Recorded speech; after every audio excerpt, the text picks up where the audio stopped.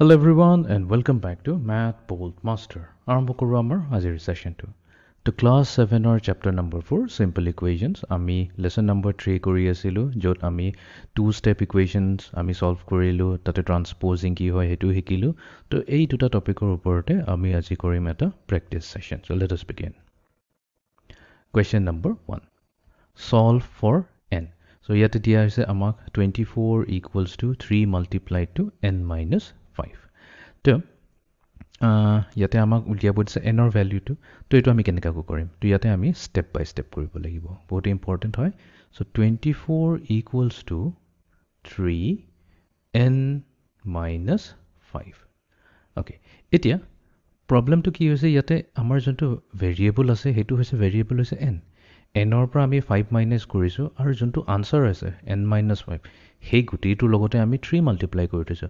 তো তাৰ মানে আমি কি কৰিব লাগিব? আমি প্ৰথমতে ডিস্ট্ৰিবিউটিভ প্ৰপাৰ্টি এপ্লাই কৰি পেলাই 3 মাল্টিপ্লাই কৰিব লাগিব n minus 5 ৰ লগত। তেনেহলে আমি পাই যাম 24 equals to 3 multiply to n হৈ গ'ল আমাৰ 3n minus 3 আৰু 5 মাল্টিপ্লাই হলে আমাক দিব 15।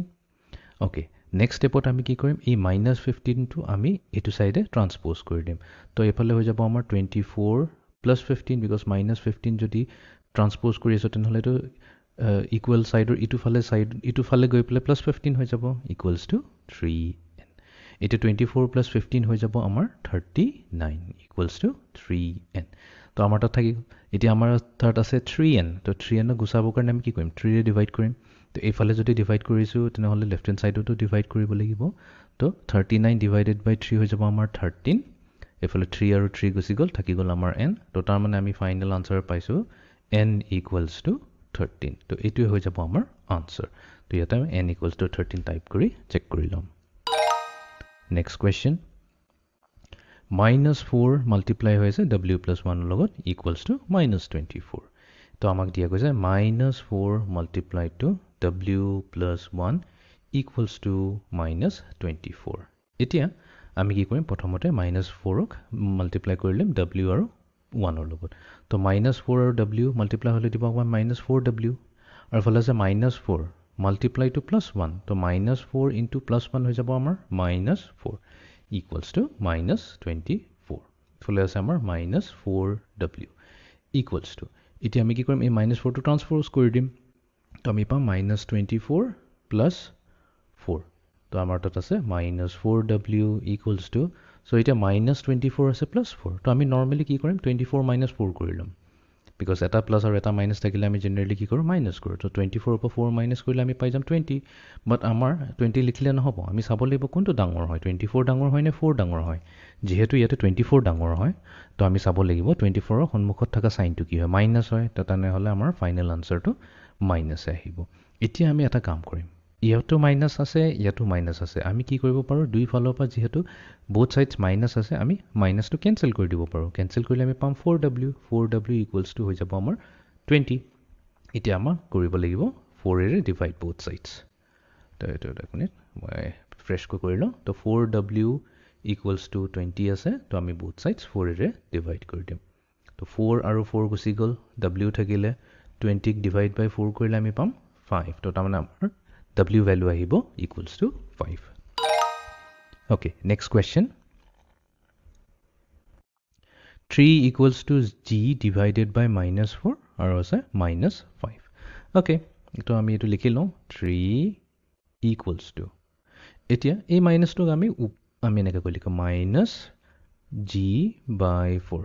ঠিক আছে। তো আমি কি কৰিলো? g/4 টো একেলগে লিখিলো আৰু সন্মুখত ব্ৰেকেট লগাই পেলাই মাইনাস লগাই দিলো। আৰু ইফালে আছে আমাৰ -5। তো আমি কি কৰিম? এই -5 টো লেফট সাইডলৈ ট্ৰান্সপোজ কৰি দিম। তো আমি কি পাই যাম? -5 আছে তো +5 হৈ যাব। 3 + 5 equals to -g/4। ব্ৰেকেটত লিখিলে কি হয়? বস্তুবোৰ দেখিবলৈ ভাল হয় প্লাস আৰু আমাৰ কনফিউজনো নাথাকে। সো 3 + 5 হৈ গ'ল আমাৰ 8 equals to -g/4।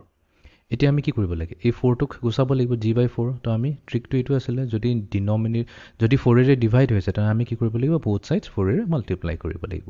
তো এতিয়া 4 8 * 32 এফালে মাইনাস সাইনটো আছে। এই 4 আৰু এই 4 ক্যান্সেল হৈ যাব, এটো হৈ যাব আমাৰ g।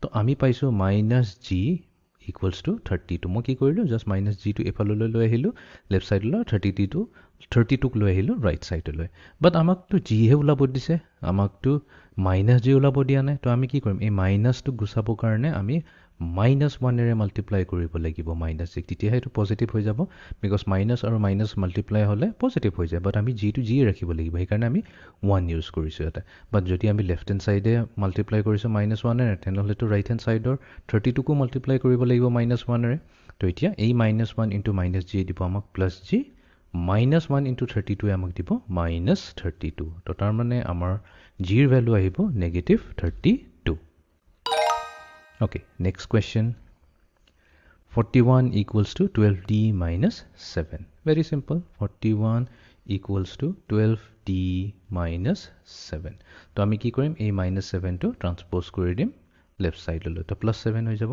equals to 12d তো 41 plus 7 হৈ যাব 48 equals to 12d তো আমি কি কৰিম 12d আছে যেহেতু 12 ৰে ডিভাইড কৰি দিম both sides তো 48 divided by 12 হৈ যাব 4 equals to এফালে 12 and 12 গুচি গ'ল থাকি গ'ল আমাৰ d তো তাৰ মানে আমাৰ d ভ্যালু আহিব equals to 4 next question 2 multiplied to t plus 1 equals to 10 so 2 হৈ আছে multiplied to t plus 1 equals to 10 মই এবাৰ এটা ডিফাৰেন্ট টেকনিক ইউজ কৰিছো এতিয়া আমি কি কৰিম যেহেতু 2 টো গুটি t plus 1 ৰ লগতে মাল্টিপ্লাই হৈছে এই 2 টোক আমি গুচাবৰ কাৰণে আমি কি কৰিম 2 ৰে ডিভাইড কৰি দিম তো এটুক 2 ৰে ডিভাইড কৰিলো এফালে যদি কৰিছো আমি সেম 2 ৰে ৰাইট হেণ্ড সাইডকো ডিভাইড কৰিব লাগিব তো এটা কি হ'ব 2 আৰু 2 গুচি গ'ল থাকিল আমাৰ t plus 1 equals to 10 divided by 2 10 ক 2 ৰে ডিভাইড কৰিলে আমি পাই যাম 5 এতিয়া আমি লাষ্টত কি কৰিম এই 1 টো ৰাইট হেণ্ড সাইডলৈ ট্ৰান্সপোজ কৰি দিম যেহেতু +1 আছে আমি পাম -1 তো t হৈ যাব equals to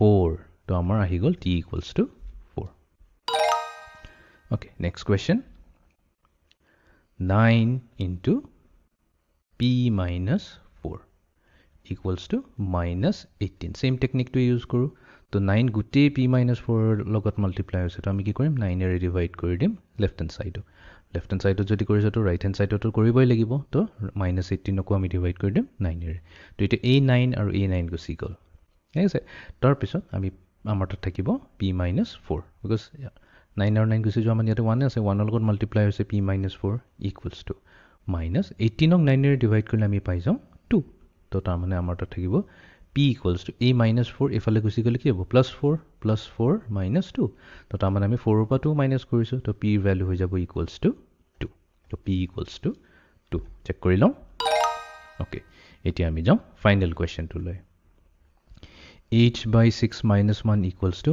-3 तो h by 6 minus 1 equals to -3 तो a minus 1 to আমি লৈ যাম left hand side লো তো হগল আমাৰ h by 6 equals to -3 plus 1 তো তাৰ মানে আমাৰ তাত আছে এতিয়া h by 6 equals to -3 plus 1 তো এটা যদি মাইনাস আৰু এটা প্লাস হয় আমি কি কৰিম সিম্পলি মাইনাস কৰি দিম 3 minus 1 আহি যায় আমাৰ 2 এতিয়া আমি এটো আনসাৰ 2 লিখিলে নহব আমি এটো চেক কৰিব লাগিব কোনটো নম্বৰ ডাঙৰ হয় 3 হয় নে 1 হয় yes 3 ডাঙৰ হয় আৰু তাৰ আগৰ সাইনটো কি আছে সন্মুখত থকা সাইনটো মাইনাস তো সেইকাৰণে আমাৰ আনসাৰ হ'ব মাইনাসত এতিয়া আমি কি কৰিম h by 6 আছে আমাকটো h এ লাগে আইসোলেট কৰিব লাগিব h ক তো 6 এৰে মাল্টিপ্লাই কৰি দিম যেহেতু 6 এৰে ডিভাইড হৈ আছে তো এইফালে যদি মাল্টিপ্লাই কৰিছো 6 এৰে ৰাইট হেণ্ড সাইডটো কৰি দিম 6 এৰে মাল্টিপ্লাই তো 6 গুচি গ'ল থাকি গ'ল h -2 into 6 হৈ গ'ল আমাৰ -12 তো তাৰমানে আমাৰ ফাইনাল ভ্যালু আহিব -12